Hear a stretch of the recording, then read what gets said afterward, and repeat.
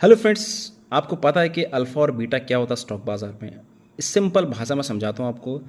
Alpha basically use for the benchmark के लिए use होता है और आपके स्टॉक्स के अंडर परफॉर्म या आउट परफॉर्म के लिए। और बीटा हमारा यूज होता है फॉर वॉलेटिलिटी और सेंसिटिविटी के लिए।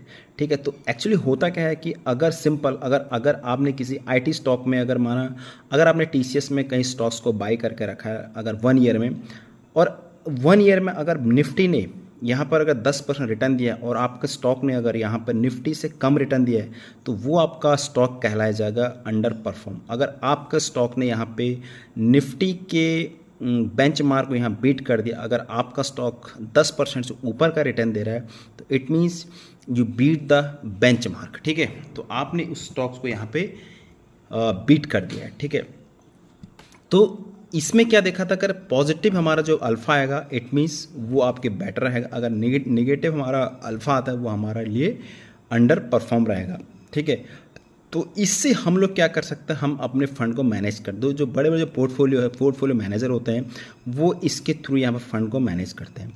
अगर जैसे अभी आपने क्या किया, आपने माना इंडेक्स जो निफ्टी, अगर माना आपने कोई एग्रेसिव कोई फंड लिया है जिसका बीटा 1 से ज़्यादा है। और बीटा बताता हूँ, बीटा नॉर्मली वॉलेटिलिटी मार्केट के लिए होता है। अगर नॉर्मल जो इंडेक्स होता है हमारा 1 कंसीडर करता है, अगर आपका स्टॉक्स जिसका बीटा 1 से हाई है इट मीन्स वो ज़्यादा वॉलेटाइल है। और और अगर बीटा आपका 1 से कम है तो आपका वो इंडेक्स से कम है। ठीक है, तो उतना कम अगर कम है तो वो उसका मूवमेंट उतना कम, अगर ज़्यादा है तो अप भी उतना जाएगा और नीचे भी उतने आने की पूरी पूरी पॉसिबिलिटी है। तो अगर आपके पास जिसमें एग्रेसिवली आपके फंड होते हैं जिनकी वैल्यू 1 से ज़्यादा होती है, अगर वो निगेटिव चल रहे हैं तो आप उसको रिस्क मैनेज कैसे करोगे?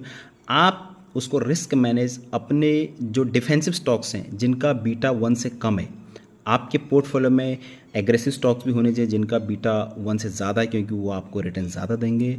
और अगर वो नीचे चले गए तो आपके पास डिफेंसिव स्टॉक आते हैं, जैसे आपके हेल्थ केयर के हो गए, यूटिलिटी के हो गए, एफएमसीजी के हो गए। ठीक है, तो ये इससे आप रिस्क मैनेजमेंट कर सकते हो फ्रेंड्स। ठीक है, ये फ्रेंड्स बहुत कुछ सीखने के बाद ही आता है।